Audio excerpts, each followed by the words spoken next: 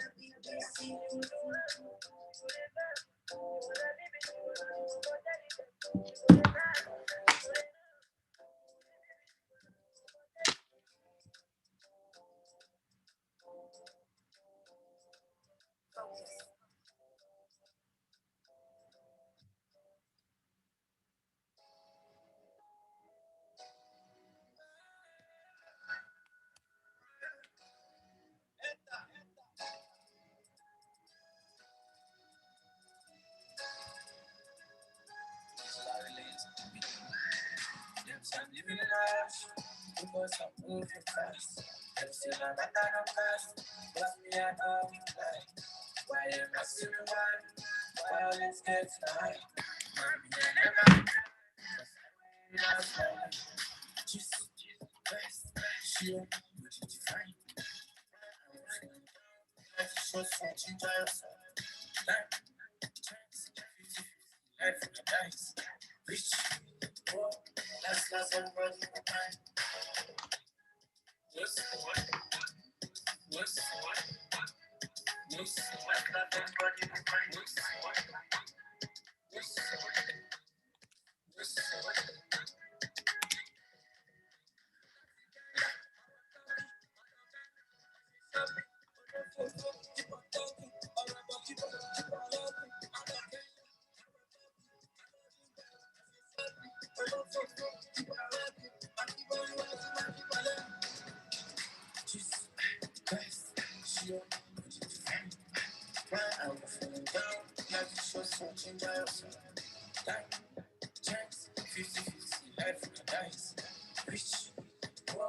Last, everybody will find.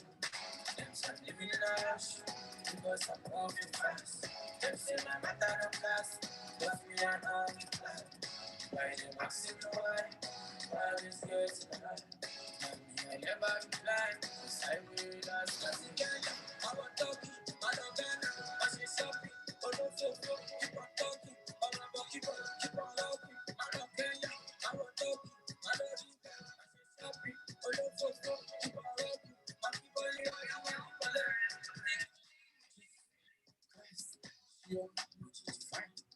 Why are you feeling down? Life is so switching by yourself. Time, chance, 50-50, life in the dice. Rich, poor, last, everybody will find.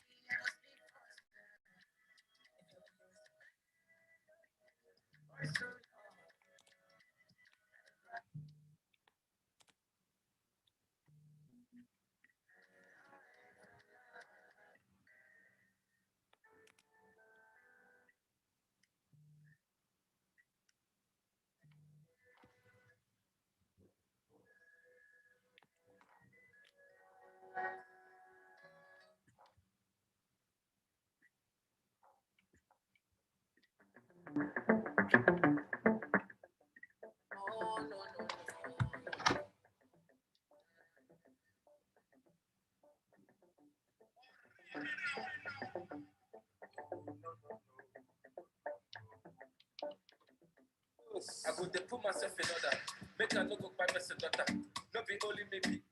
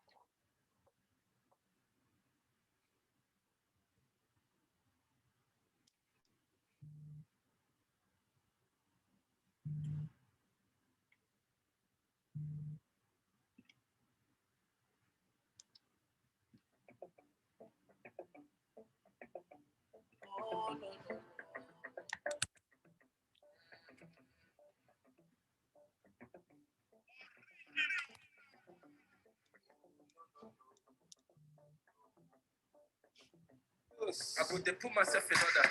Make I no go buy person daughter. No be only me be a lover. If I play, make you stop am. I beg you, make you use your upper. Before they say now only me the chopper. Could they put myself in order? Before they do one, we'll go for the matter. Pulo just say hala, say the rumor of the yakpa. My bobby the balabala. She let me climb on that. She coming right outside. She they give me proto, lolo. What I really want is your love. We making love on that.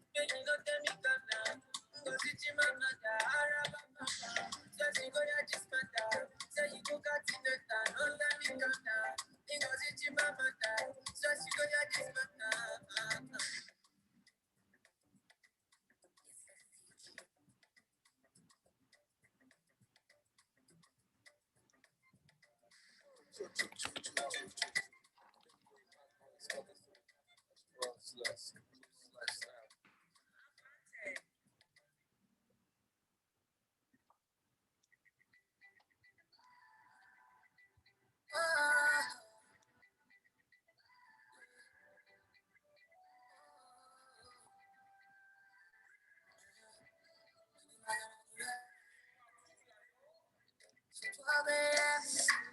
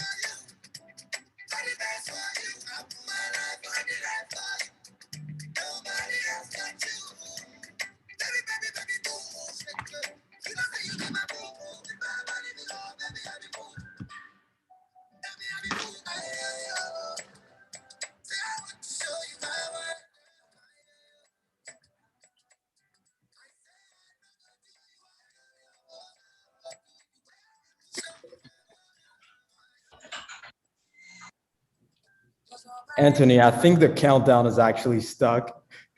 Oh, fantastic.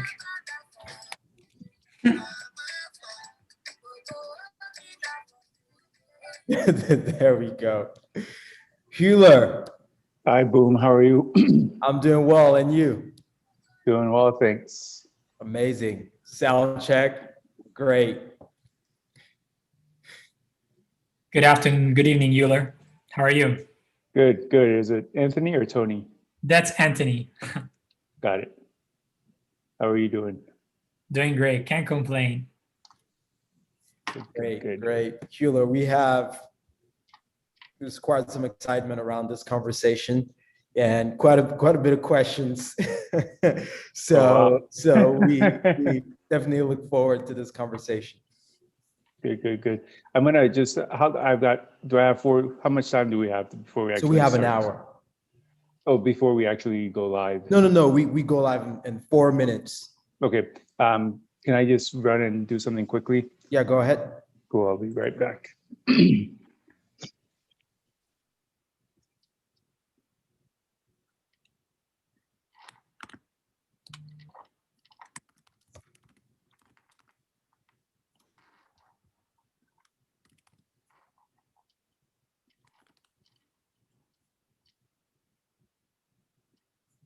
Hey, Anthony, I think the countdown is stuck again.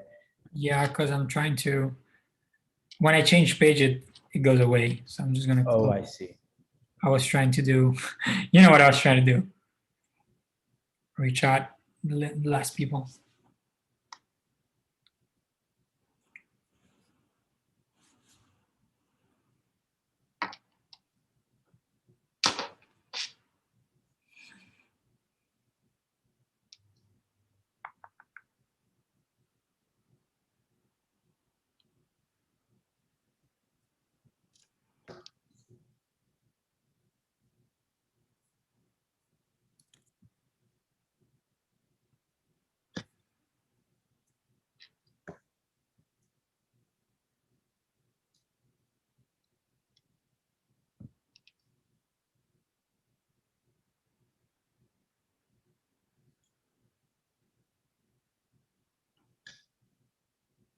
Looking forward to this. Should I just stop the countdown and put my camera off? I mean, you can turn your camera on. It's not gonna. Yeah, but every time I move, oh yeah, you're right. Nothing, never mind.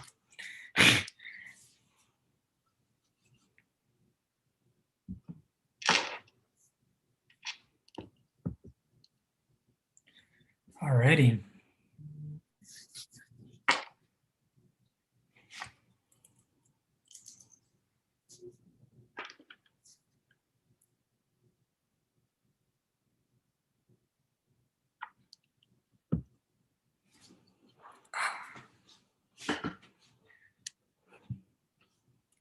One minute and 30 seconds.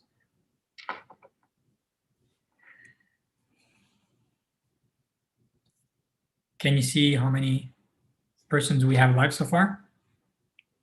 I don't have the YouTube live pulled up. Oh, okay, no worries. All right, I'm back. Fantastic. Has the link was sent, right? Yes, all the attendees have received the email with the YouTube live link. Fantastic.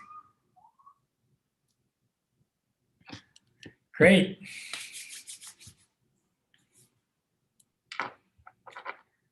We'll give another 40 seconds before we get started here.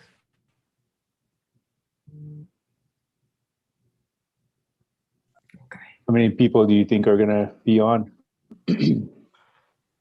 So the last one, we had about 122 people watch live. So we'll see if we'll be able to reiterate that. But there's been also a lot of views post the event. Yeah. Let me see if I can do a background.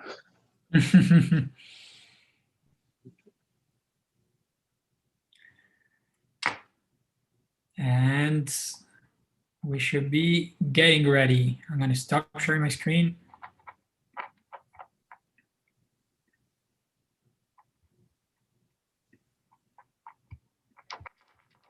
Wow, nice background. Definitely like that background. All right, so let's get started here. I'm just going to put a little bit of more light and we're good to go. Welcome everyone for our second episode of Let's Talk Startups in Africa. It's a speaker series for those who don't know who's our first timer. It's a speaker series that covers a series of fireside chats with entrepreneurs and investors that are paving the way in Africa. And today we're very excited to have a special guest, Euler Bropleh, who is the managing director at VestedWorld, a venture capital firm focused on Africa. Before we get started, I would like to tell a little bit more about who is Africa Startup Lab and what we do. Africa Startup Lab is a mentorship program to help African entrepreneurs solve Africa's biggest challenges. How do we do that? We help bridge the information, resource, and financing gap. And one last thing before we kick it off with the interview, a few housekeeping rules. The talk will be interview format, and in the second part, we will open up the question to the audience. Please make sure that you drop in your questions in the chat. If you're excited about this event, share it with your friends. We're looking forward. Boom and Euler, the stage is yours. Thank you very much, Anthony. And yeah, thank you very much, Euler, for joining us today in this episode of Let's Talk Startups in Africa. Euler Bropleh, managing partner at VestedWorld. Thank you for joining us. Without further ado, if you could please introduce yourself to the audience on this call right now. Thank you guys for having me. As Boone mentioned, I'm Euler Bropleh, founder and managing director of VestedWorld. We are an early stage fund manager focused on companies in a few countries and a few sectors, all in sub-Saharan Africa right now. Started the firm in 2014. And yeah, I'm sure we'll talk more about what we do, but a little more background. I'm from Liberia, and then my family moved to the U.S. When I was young during the Civil War there, and grew up in the U.S. For the most part after that. Thank you for that introduction. So I read online that you have a law background. So tell us about your amazing journey from being a lawyer to going into venture capital. What pushed you to make the switch? Yeah, so I think I always wanted to be a politician, and that's one of the reasons why I went to law school. But shortly after, I think even shortly before starting law school, decided that wasn't what I wanted to do. But still went to law school anyway. And after I left law school, I knew I ultimately wanted to do something in Africa around economic development. But again, wasn't sure how I would do that and what I would do it through. And so practiced law for 6 years, focused on M&A, mergers and acquisitions, private equity, venture capital transactions, gained valuable experience there and built relationships that were ultimately helpful to helping me launch VestedWorld. And but the experience of practicing law and the lessons learned and the skills I gained, I think I continue to apply today in what I do. And I think it provided great training. Amazing. So VestedWorld started in 2014. We are 7 years in. What would you say on the macro level is your biggest takeaway from your investment journey to date?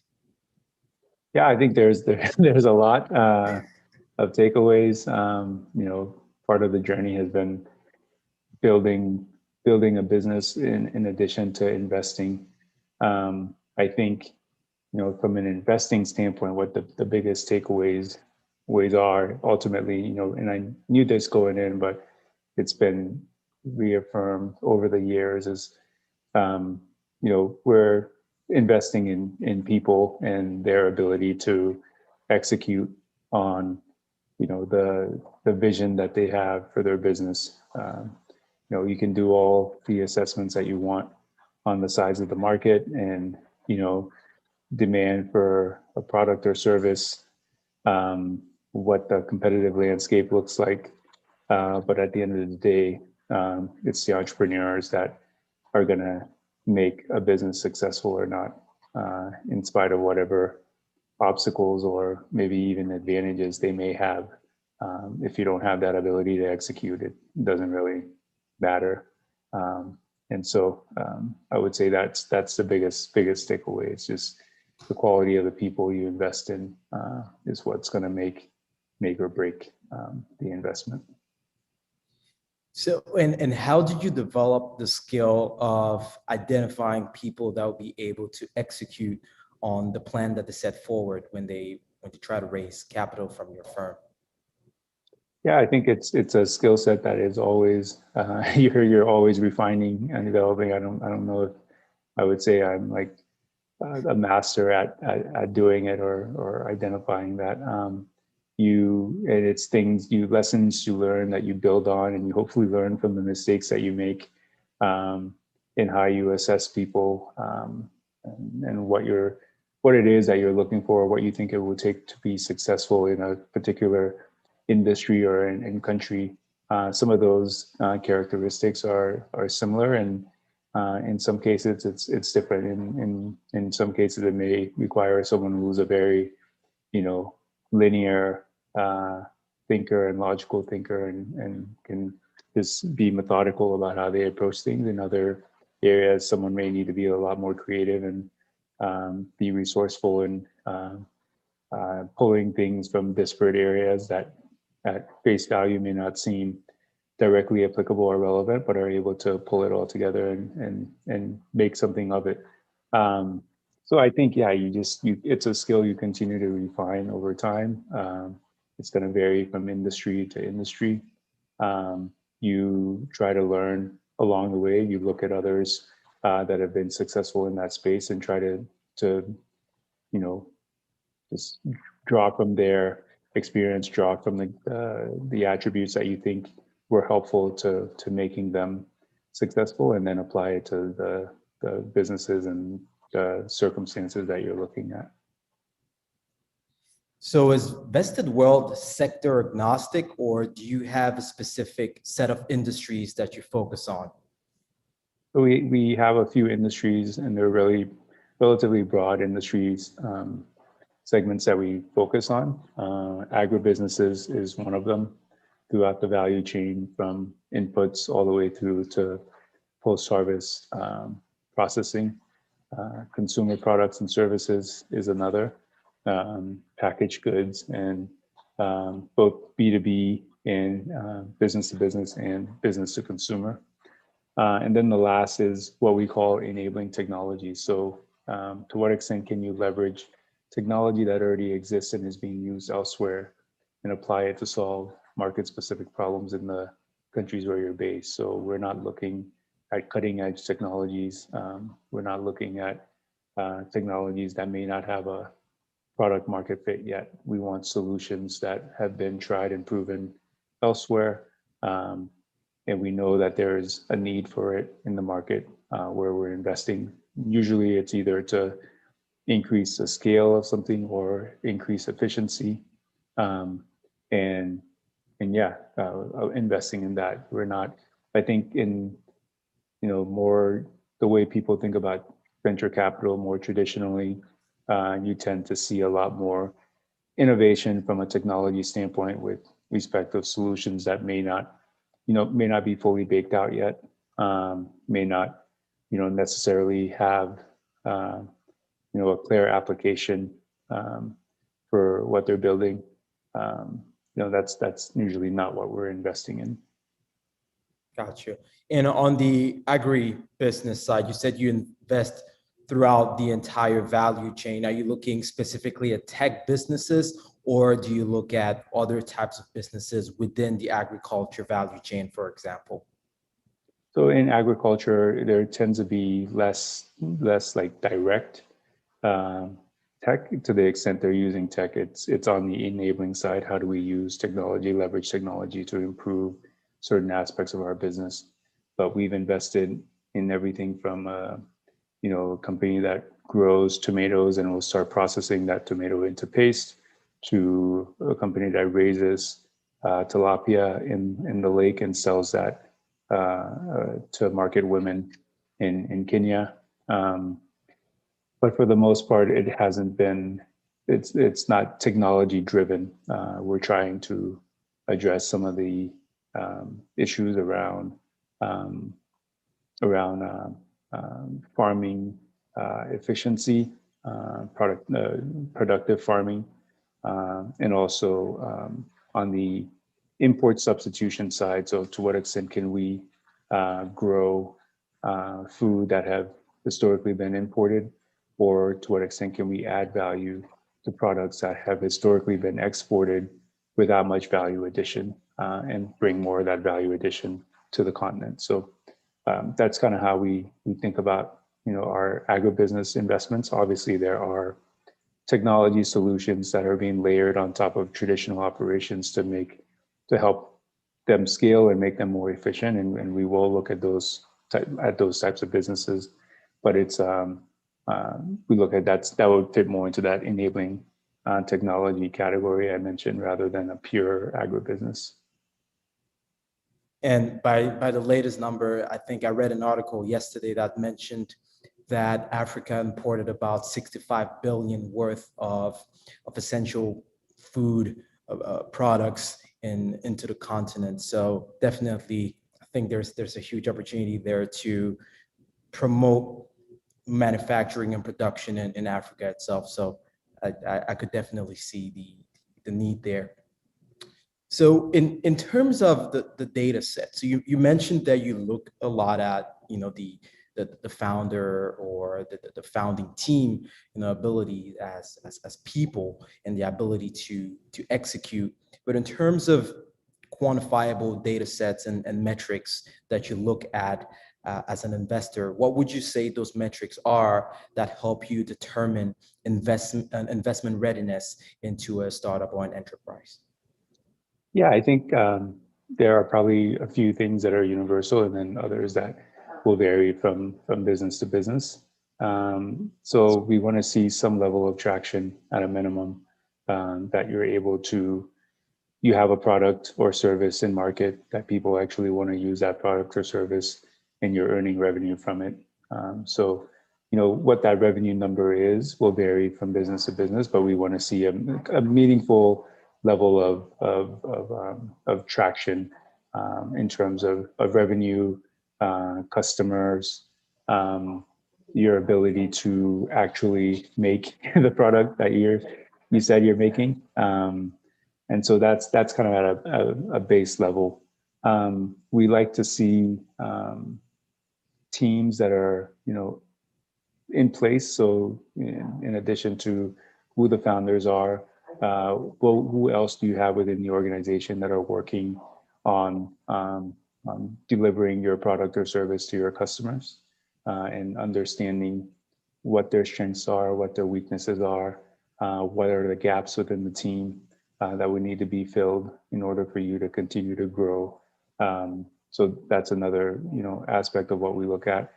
We will look at the market that you're operating in and try to get a sense of, one, is it large enough, and you have room to grow into that market? And if you did grow into it and captured more market share within that sector, would it be an attractive enough business for us to invest in? So ultimately, we are investing in companies and making investments that we hope to exit at some point. We need to make sure that we're able to earn a certain return on that investment. And so in order to achieve the return objectives that we've laid out, the business needs to achieve a certain scale. And so we need to have a fairly good understanding of what the potential scale of the market is, and what your ability to capture some of that, the market share within that specific sector. So yeah, those are some of the initial traction like things that we want to see that will help determine whether or not it's an investment that we can pursue. You just mentioned exits and some of the conversations on the African startup ecosystem. People deplore the lack of exits. We've had a few major ones this past year. So as a fund, have you seen any exits already in your portfolio, or are you still working on it? Yeah, we haven't had any exits yet. And I think because of the nature of the businesses we invest in, we anticipate exits will probably take longer than normal. And so, yeah, no exits for us yet, but it has been encouraging to see businesses on the continent, get that exit. And I think it's a huge step forward for the ecosystem. And as more investors see those, I think it's hopefully going to encourage them to start investing and paying closer attention to what's going on the continent. Absolutely. So last year, or we're in the middle of a pandemic, and this has shifted the investment landscape pretty starkly. What changes have you experienced as a VC on the continent with the COVID-19 pandemic? I think the biggest change is maybe one that a lot of people are experiencing is just the ability to travel. As I mentioned earlier, this is a really critical element of what we do, is assessing people and investing in people and virtual due diligence, and being able to make those assessments on video calls like this, through desk research, through conversations with third parties. And so it's just forced us to think more critically about how we conduct due diligence, how we what we do to try to get to know people, what we do to cross-reference what the primary information we're being provided with secondary and tertiary sources of information that can either confirm or contradict what we're hearing and what we're being told. So I would say that's the biggest part. And then also on post-investment side, after investing, we also try to, at a minimum, we need to keep tabs on our investment. And in many cases, we're trying to work closely with the entrepreneurs to add value and help them in different ways. And also, some of that we were doing in person, but now we aren't able to do it in person as frequently. And so relying more on virtual tools to do that work remotely, and being able to help our portfolio companies. Would you say that your due diligence timeline has been stretched longer with the pandemic? Yes and no. Yes, in that you may want to do more than you would have otherwise done. Like in the past, you could spend 2 days, 3 days with an entrepreneur, and that's you'd have follow-up calls, but that was like the extent of your in-person due diligence. And now, because you can get on a video call whenever, you're talking much longer sessions on video over an extended period of time, where before you may spend 2 to 3 10-hour days together. Now you're spending 1 to 2 hours on a video call a week, and that's stretched over a longer period of time. But then, because you're not traveling, you can be a little more focused and do the work that you would have otherwise may have stretched over a longer period of time in a more concentrated time period. So I wouldn't say there's been a drastic shift in our due diligence process. We recognize we need to make our decision-making process faster, and we've been trying to find ways to do that. But while you want to be fast, you don't want to sacrifice the quality and the detail that goes into understanding the business, understanding the people, understanding the dynamics, and ultimately getting to the right decision. You just mentioned speed, and that actually segues pretty nicely into my next question, which is, what is the fastest deal you've made? Well, it's different from a fun versus a personal. I think if you're Please share. Personally, you can move a lot faster and make decisions faster. Where if you are operating within a structure like we are, there are a lot more. You're not just making individual decisions. You're making decisions on behalf of, you know, all your limited partners, and so you got to cross your I's and dot your T's and make sure that you have all the information you need to back up the decision that you make.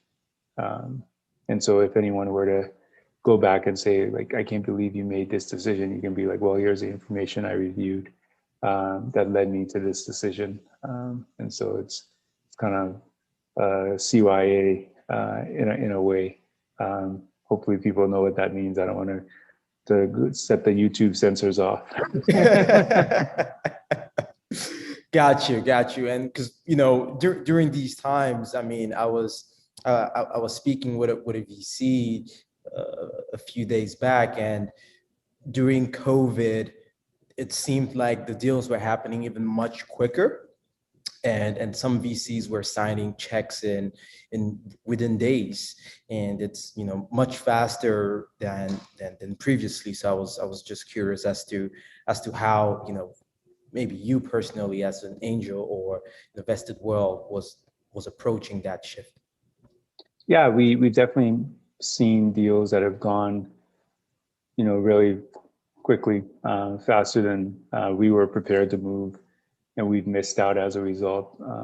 But I saw a saying, an article, or someone said something yesterday that, you know, is very true. They said, if I turned down every deal I saw, I would be right 99% of the time. And so there's always a fear of FOMO, that you're missing out on something. But I think if you are in this for the long term and you have a disciplined approach, missing out on a deal because you weren't able to move fast enough is okay if you feel like there's a process you need to follow. Now, on the other hand, if you have extreme conviction in something and really believe that it's going to be successful, believe in the team, you know, you're able to do some of the work to get there. You know, I think, you know, at this stage, there's a limit to the amount of information we're going to be able to discover and find out. There is probably a rule of diminishing returns to, like, the more effort you put, the more time you put into analyzing an investment, is it really going to lead you to a meaningfully better decision? I don't know. And so at some point you have to make a decision about whether or not it's something you want to pursue. Yeah, that's actually a great point. So one of the questions that we have mainly from people that are in diaspora, Africans that are in the diaspora, that are looking to invest in Africa, and it's more around the legal due diligence of companies that operate in Africa. And, you know, historically we know that there are a few U.S. investors typically, or, you know, could be in Europe, typically require for some of these companies to be incorporated in the US so that they can kind of have visibility into the legal structure of the business they are investing in. Is that something that you require for the companies that you invest in? And if not, what type of legal due diligence do you put in to invest in companies on the continent? Yeah, so we've invested in companies that were incorporated in the US, in the UK, in Mauritius, and also in Kenya and Nigeria, and Ghana. I don't think there's a preference to invest in businesses that are incorporated offshore, because down the road, when you think towards exit, it probably makes that a little bit easier. Just from, there's well-established precedent for how do you structure a deal in Delaware in the US, or in a UK entity, or in a Dutch entity, versus acquiring a business incorporated in Nigeria. Some of the potential acquirers of that business or of your interest may not be as familiar with the market, and so you just create more friction points that could derail a potential deal. So incorporating abroad just gives investors a greater comfort from a legal standpoint. When we've invested in local entities, we'll typically hire local law firms to help with the due diligence and just to make sure that everything is done properly. For relatively small funds, that can be problematic because it adds additional cost to the transaction. And so that's just something to be mindful of. There's also costs incurred with, incorporating and setting a business up abroad in countries like Mauritius or in the Netherlands. There's, added fees and board and director expenses that you need to account for that you may not necessarily have to take care of if you're incorporated in Nigeria or Kenya or Ghana or one of the other countries where we invest. Got you. So there is a question in the chat. Would love to know what you think about crowd investing platforms that have a much higher deal process than traditional VC angel investment ecosystem.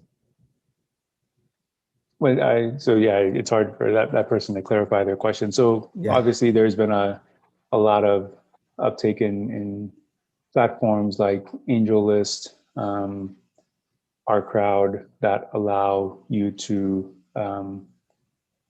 get capital from a number of different investors. I think those are great at trying to democratize the investment ecosystem.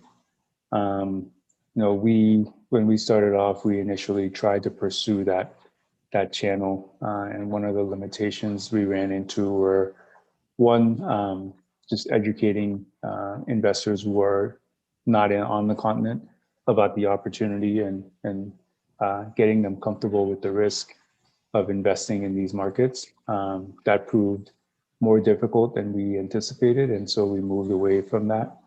I think in order to be successful in a crowd fundraising type environment, there needs to be a high level of trust between the company, the entrepreneurs, or just the ecosystem, and on one end, and then the investor on the other end. Investors need to, have a high level of certainty of what they're investing in and the information that they're getting in order to feel comfortable simply investing in a business through this platform.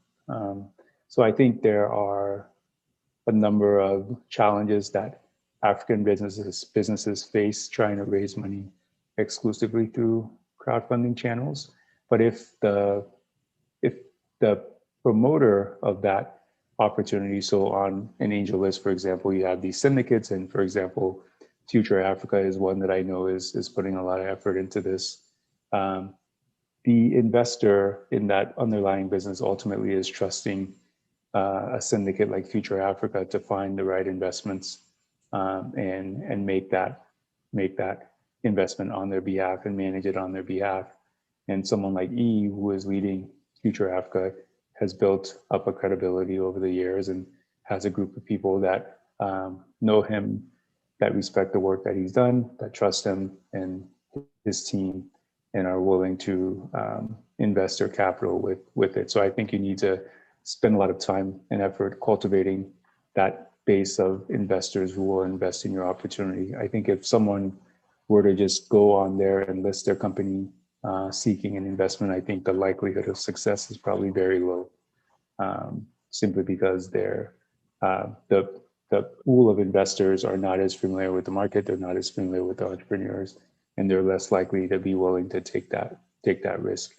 As far as platforms that are based in Africa, focus on attracting investment from investors on the continent or in the diaspora, I haven't seen high level of success there either. I think there's a range of reasons why. I don't know if we have time to go into those now, but I think the most relevant one I'll mention is, so I saw an interview or read an interview, I think it was with Aliko Dangote several years ago in the FT, and he was talking about investing in Arsenal, his desire to buy Arsenal. And I think one of the questions was why he wasn't investing more in Nigeria. And his response was, look, all my wealth is tied to Nigeria and it's tied to Africa. I need to diversify outside of that. And so if you're someone in his shoes or someone similarly situated, you own businesses, you operate businesses on the continent. You understand the risk of doing that. If you have the opportunity to take some money off the table, are you going to continue to invest in the market where you're already overexposed, or will you try to expand to more predictable, more stable markets where you don't have to worry about the same challenges that you're facing on a day-to-day basis? So I think that's one of the challenge facing the lack of investment by successful Africans in African businesses. That's a great point. And another question that just came in the chat, but before I get to that, do you think that the landscape has changed in terms of, you mentioned educating, the investors, and I would say in your case, the limited partners that are investing in your fund around, the risk associated with investing in Africa and also the opportunity. Have you seen a shift and maybe a higher willingness to participate in investing in Africa over the years? Yeah, I would say interest is growing, and yeah. So when you look at the numbers of how much capital is flowing into the continent over the years, I think when we first started, it was somewhere around like 150 or 200 million dollars had been invested in early stage businesses in Africa, and I think this year it was like 2.5 or 3 billion or even higher. Yeah. So when you just look at the volume of capital flowing into the continent, it's hard to argue that interest isn't growing. Capital isn't growing. So that's clear. I think we still have a long way to go. There's a long way that we need to go in order to get to the point of that each country wants to be at, in order to fund all the interesting business that are being built and what actually needs to be created. But interest is growing for sure. I think, seeing the increase in capital and also seeing some of the exits that we've seen over the past year and more definitely help continue to pick people's interest and ultimately will grow. These things tend to, they swell up from the bottom up rather than being top down. And so we'll continue to see an increase in capital flows to early stage businesses, and ultimately it's going to become mainstream, whether that happens in the next 5 years or in the next 10 years or the next 25 years. I think all of us on this call are probably hoping it's closer to the 5 years than to 25 years, but we don't know. So the question in the chat was around skills. What do you see, or what do you think are the skill sets that are missing in the entrepreneurs that you typically maybe pass on, or what do you think could be improved in some of the deals that you decide not to invest in on the continent? I think in some cases it's experience. I think one of the things you'll see in many cases, entrepreneurs that start companies typically will have some experience in the sectors that they are building a business in. I think we don't see that quite as often in the countries where we invest. And that's, again, there's a range of reasons for that, but I just think, so this is a double-edged sword. If you have relevant experience, you may understand the industry a little bit better, but you're also probably a little more fixed in the traditional ways of doing things. Yeah. Whereas if you don't have relevant experience, you bring very different ideas and you're not, limited to the way things have been done before. But I think in these contexts, relevant experience is extremely valuable because it helps you understand what the problem is that you're trying to address, and you could be a lot more focused on solving that problem rather than having to experiment and try out, different ways to solve the problem that you're trying to solve. So I would say that's one thing that is usually a big gap, and you can get over it in other ways, but in certain instances, like especially instances that require a lot more technical knowledge, that experience is really helpful. Thank you for sharing that. And I would say one of the ways that maybe founders could overcome that hurdle is by getting a partner that has maybe the relevant industry experience, and then bringing other skill sets to the table. Questions are flowing in from the chat here. So would love to know his take on why so many African companies that raise the most money have holding outside the continent. I think we kind of touched on it, but. Yeah, no, I just think it's investors to some extent drive that. There are other practical reasons for this. Let's say you're a business you're a Nigerian business, your sales are primarily to international customers. The foreign exchange issues in the country. You're going to want to, one, have an entity, and two, have bank accounts that are outside of the country so that you have a place to park hard currency, so that you're not dealing with, am I going to be able to use the official central bank window, or am I going to need to use the black market window to get access to the dollars, or vice versa, get naira when I need it. So there's a practical considerations to why it may make sense to have an offshore entity. But by and large, more successful businesses, or businesses that have raised a lot of capital, their investors are primarily not based on the continent. It's easier for those investors to invest into an entity that is structured, that is set up offshore, versus one that's set up in the country where the company is operating. And so that's why those investors will simply invest into the offshore entity. And ultimately, when they exit, they're going to be selling their stake in that offshore entity again, just making it easier to conduct that transaction. So there's a question around the top 3 deterrent for investing in a company. So we've talked about the things you look for, but are there things that are automatic no's, huge deterrents when you're due diligencing a company or a founding team? Yeah, I mean, and I think folks should understand that we say no to most things that we see, and we're almost always looking for like what's going to cause us to say no, versus looking for like what's going to make us like jump head over heels to invest in this business. We're conditioned to say no, and that's just the nature of.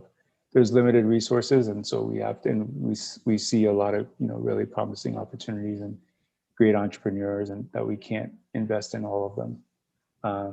So I think there are several things. One, unrealistic expectations or projections around what you're going to be able to achieve. Just shows a lack of touch with reality. If you what else? It's like an automatic no.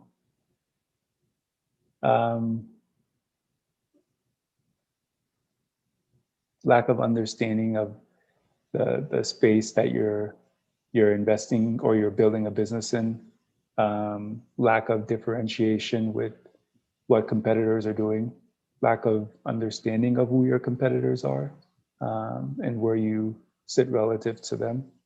I think I'm just always surprised that someone will say no one's doing this. That's almost rarely the case.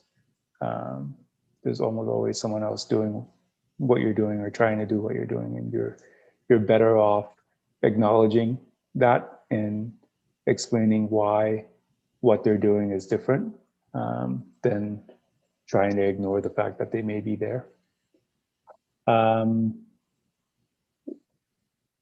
A plan that's based on aggressive expansion across the continent is something that just causes, it's not that it's a automatic no, but it just causes pause because we understand how difficult it is to expand even to neighboring countries, yet alone across the continent.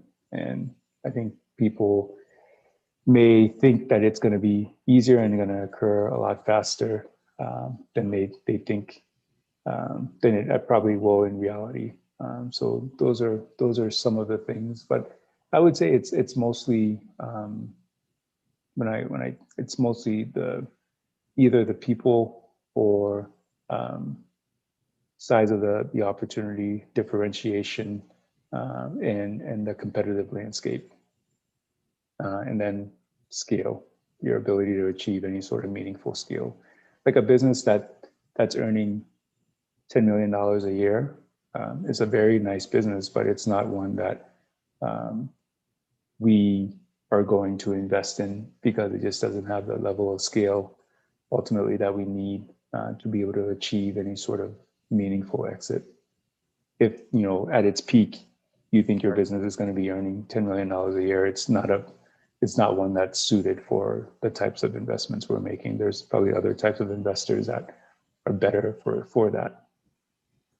Yeah, and I'd like to come back to something that you said that is very interesting around the difficulty to scale, or first of all, you said the relying on scaling across Africa is a deterrent, and because of the difficulty of it. So why do you think, or why do you currently say that it is difficult, and what do you think are the things that actually make it difficult to scale a business across different African countries?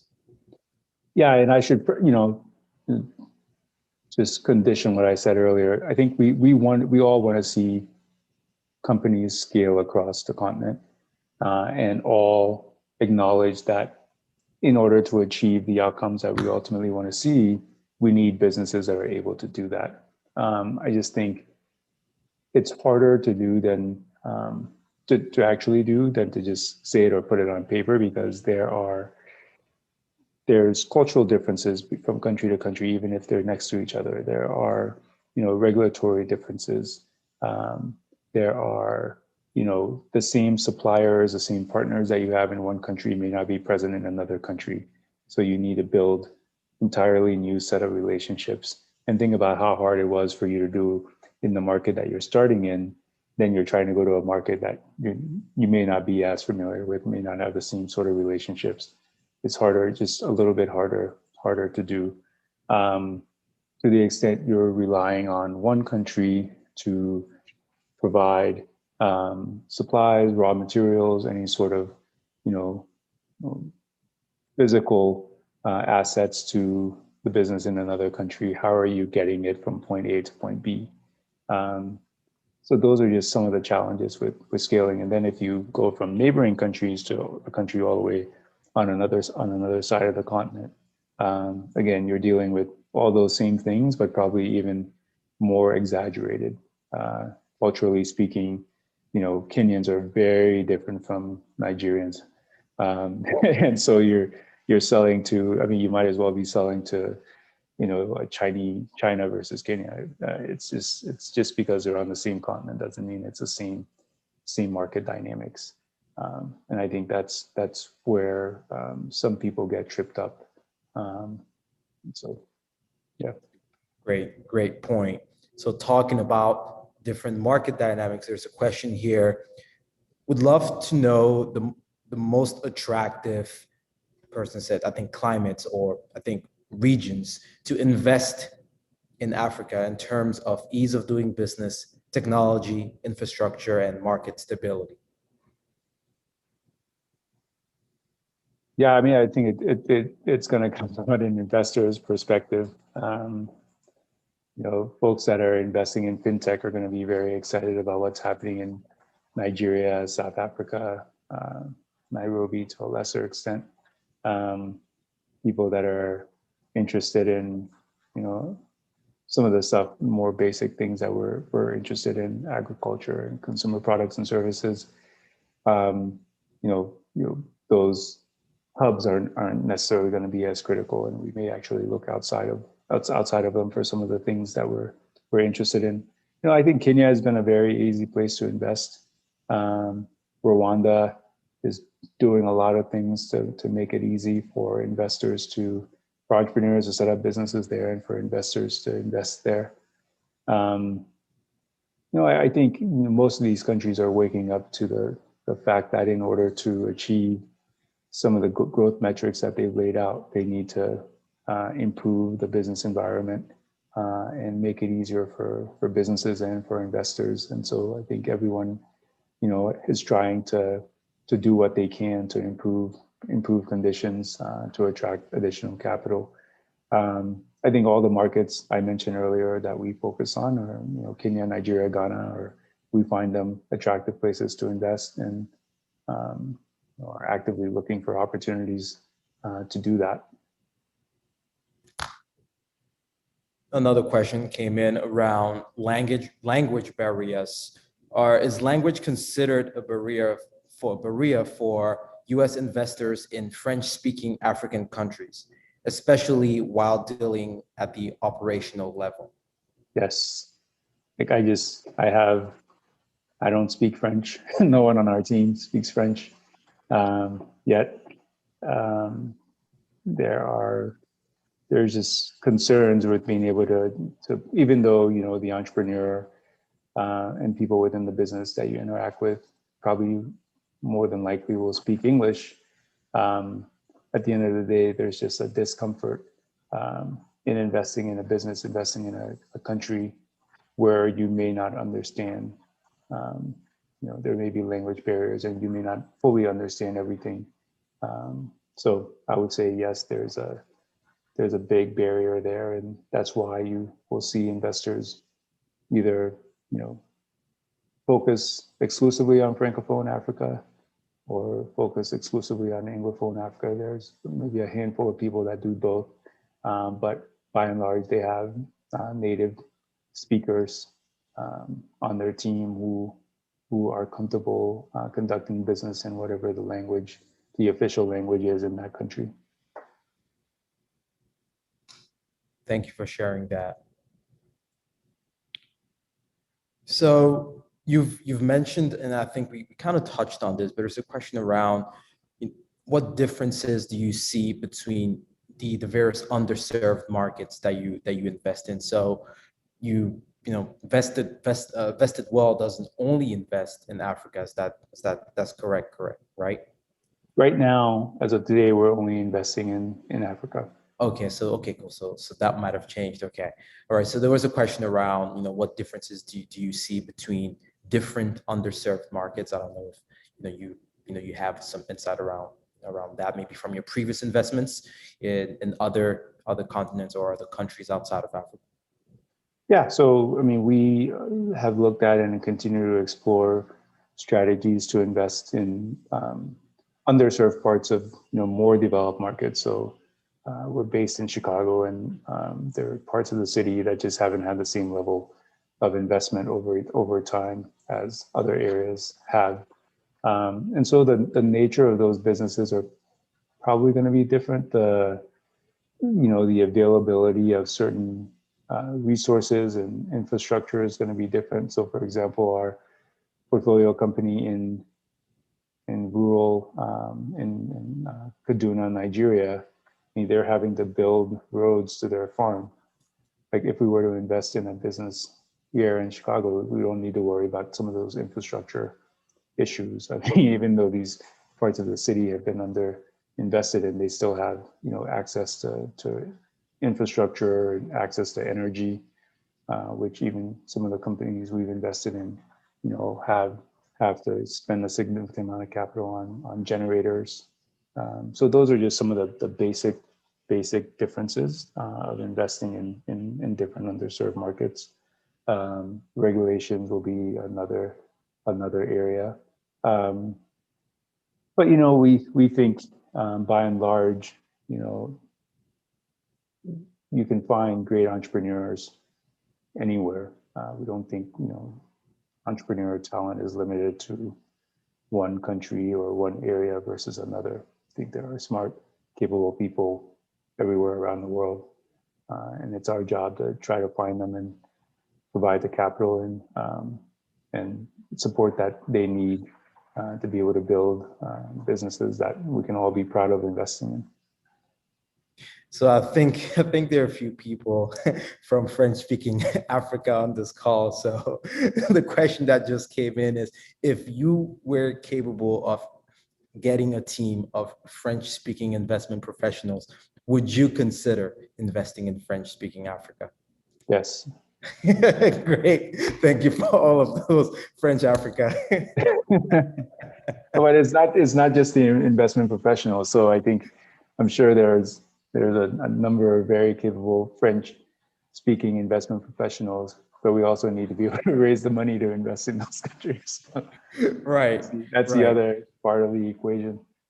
So, and actually talking about that, according to PitchBook, VestedWorld has about a $12 million fund and is sitting on $10 million of dry powder. Is that accurate?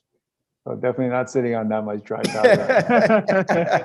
About 10% of that in dry powder. We've made investments and we're near the end of our investment period for the current fund.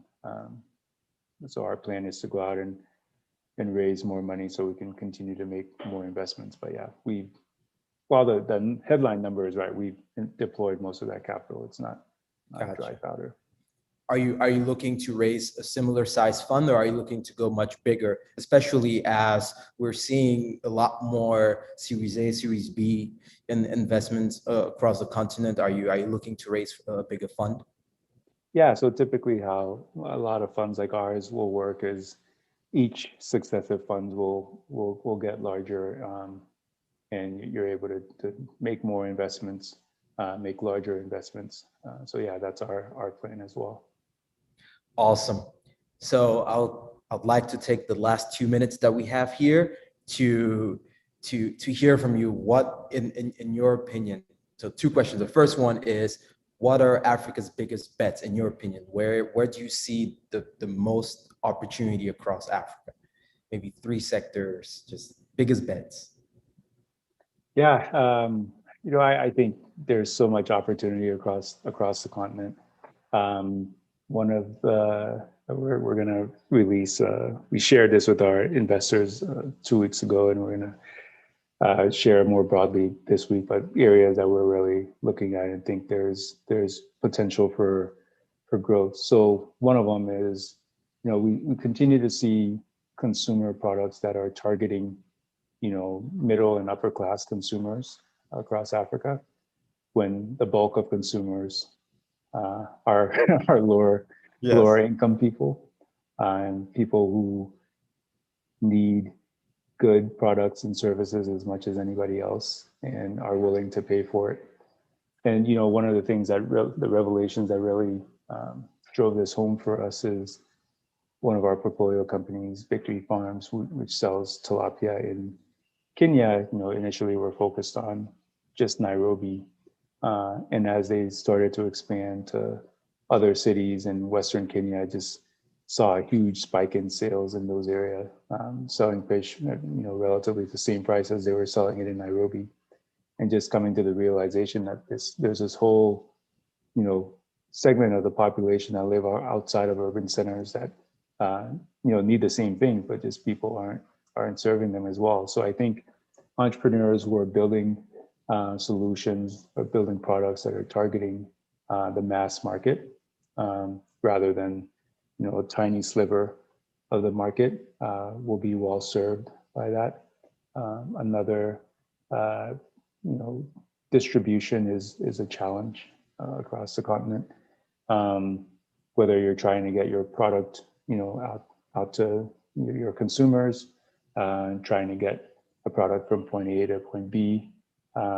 We've increasingly seen building of these agent networks to aid with the distribution of products. And we think, companies that are able to build out these large agent-led distribution networks will be very well suited to kind of play a central role in that system.